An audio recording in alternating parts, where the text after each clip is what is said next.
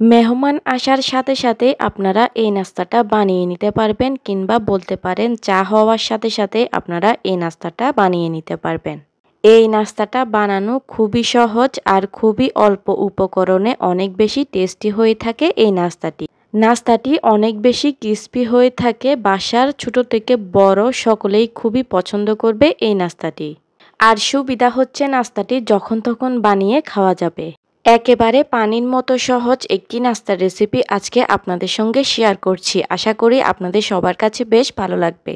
নাস্তাটা তৈরি করার জন্য প্রথমেই আমি একটা মিক্সিং বোলের মধ্যে নিয়ে নিচ্ছি মেজারমেন্ট কাপের হাফ কাপ পরিমাণ সাবুদানা। এবার পানির সাহায্যে সাবুদানাগুলোকে ভালোভাবে ধুয়ে নিতে হবে যেন কোনো প্রকার ময়লা না থাকে।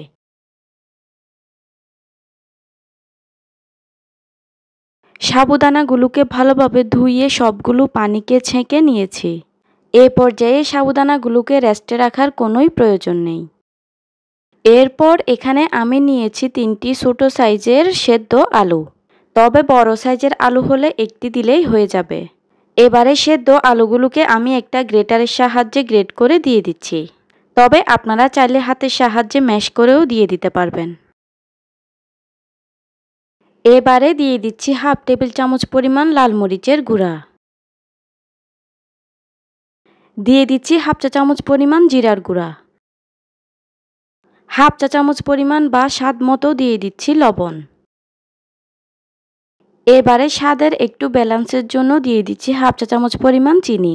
এ পর্যায়ে বাইন্ডিংয়ের জন্য দিয়ে দিচ্ছি 2 টেবিল চামচ পরিমাণ কর্নফ্লাওয়ার। তবে আপনারা চাইলে এখানে কর্নফ্লাওয়ারের পরিবর্তে আটা বা ময়দাও দিয়ে দিতে পারবেন। ব্যাস সবগুলো উপকরণ কিন্তু দেওয়া শেষ। এবার হাতের সাহায্যে সবগুলো উপকরণকে ভালোভাবে মিশিয়ে নিতে হবে। ভালোভাবে একটু সময় নিয়ে মিশিয়ে দিতে হবে যেন সবগুলো উপকরণ একসাথে ভালোভাবে মিশে যায়।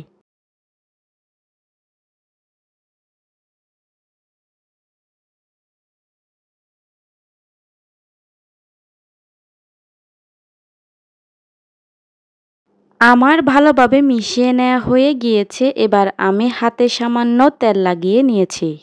এরপর আমি অল্প অল্প করে মিশ্রণ হাতে নিয়ে তারপর লম্বালম্বি করে ফ্রেঞ্চ ফ্রাইয়ের মতো শেপ দিয়ে দিচ্ছি। একই নিয়মে আমি সবগুলোকে বানিয়ে একটা প্লেটে রেখে দিচ্ছি। তবে আপনারা চাইলে আপনাদের ইচ্ছা অনুযায়ী যে কোনো শেপ করে এগুলোকে এ পর্যায়ে বানিয়ে নিতে পারবেন।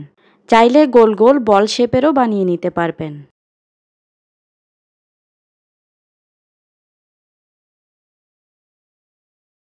দেখুন এখানে আমি সবগুলো নাস্তাকে একই নিয়মে বানিয়ে নিয়েছি। এবার নাস্তাগুলোকে ভাজতে চলে যাব চুলায়। চুলায় এখানে আমি একটি কড়াই বসিয়ে কড়াইয়ের মধ্যে পরিমাণ মতো তেল গরম করে নিয়েছি। এবার আমি একে একে করে এই নাস্তাগুলোকে এই তেলের মধ্যে দিয়ে দিচ্ছি। নাস্তাগুলোকে দেওয়ার পর কিন্তু চুলার আঁচটাকে মিডিয়াম টু লো হিটে করে দিতে হবে। অল্প আঁচে এগুলোকে নেড়ে চেড়ে উল্টিয়ে পাল্টিয়ে ভেজে নিতে হবে।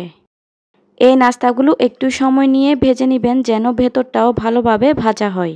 এক পাশ ভালোভাবে ভাজা হলে আমি আরেক পাশ উল্টিয়ে পাল্টিয়ে এগুলোকে ভালোভাবে ভেজে নিব।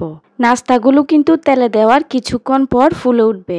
আমি সময় নিয়ে নাস্তাগুলোকে উল্টিয়ে পাল্টিয়ে ভেজে নিয়েছি। এ পর্যায়ে কিন্তু আমার এক ব্যাচ নাস্তা ভালোভাবে ভাজা হয়ে গিয়েছে। এখন আমি নাস্তাগুলোর থেকে ভালোভাবে তেল ছেঁকে নিয়ে নাস্তাগুলোকে একটা প্লেটে উঠিয়ে নিচ্ছি। নাস্তাগুলো তেলে ভেজে নেওয়ার পর নাস্তাগুলো দেখতে ঠিক কতটা সুন্দর লাগছে আপনারা দেখে নিশ্চয়ই বুঝতেই পারছেন। এবার আমি একইভাবে দ্বিতীয় ব্যাচ অর্থাৎ বাকি নাস্তাগুলোকেও সেম প্রসেসে ভেজে নিব।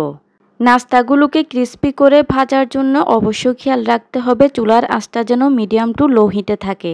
সবগুলো টিপস অ্যান্ড ট্রিক্স ফলো করে নাস্তাগুলোকে ভেজে নিলে নাস্তাগুলো একেবারে ক্রিস্পি তৈরি হবে। দেখুন আমার দ্বিতীয় ব্যাচ নাস্তাও কিন্তু ভেজে নেওয়া হয়ে গিয়েছে।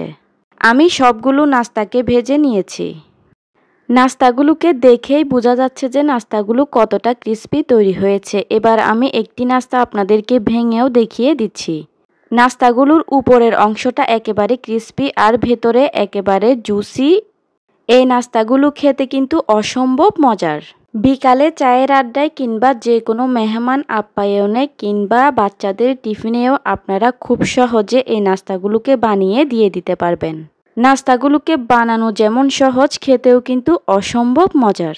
প্রিয় ভিউয়ার্স, আমি আশা করছি আমার আজকের এই সহজ নাস্তার রেসিপিটি আপনাদের সবার কাছে বেশ ভালো লেগেছে। আমি তাহলে আজকের মতো এখানেই বিদায় নিয়ে নিচ্ছি। আল্লাহ হাফেজ।